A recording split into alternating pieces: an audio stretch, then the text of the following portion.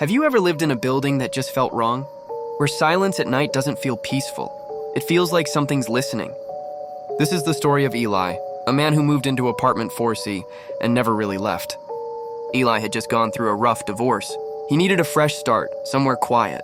So he found a small old apartment building on the edge of town. The rent was cheap, the neighbors were quiet, and the landlord didn't ask many questions. Apartment 4C was plain, white walls, creaky floorboards, and a strange, old smell. But Eli didn't mind, it was peace. Or so he thought. The first night, Eli couldn't sleep. Not because of stress, but because of the noise. At exactly 3:13 a.m., he heard footsteps above him, slow, dragging footsteps. But apartment 5C was supposed to be empty. He shrugged it off. Old building, old pipes, maybe a cat. On the third day, Eli noticed something odd in the bathroom. His mirror, it had a faint handprint on the inside. He wiped it, but the next day it came back.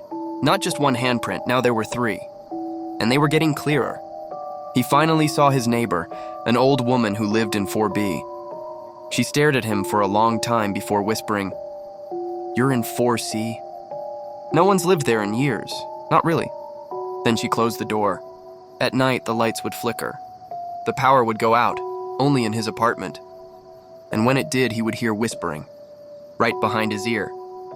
One night, he recorded the audio. When he played it back, he heard it clearly. "Don't let him out."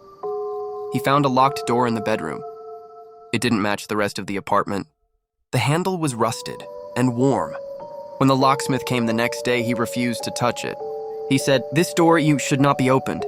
Eli opened it anyway. Inside was a small, pitch-black closet and a chair. Tied to the chair were scratches on the floor, like someone had tried to drag themselves out. That night, Eli dreamt of a man with no eyes standing in the closet. He woke up, paralyzed, and then he heard breathing inside the room.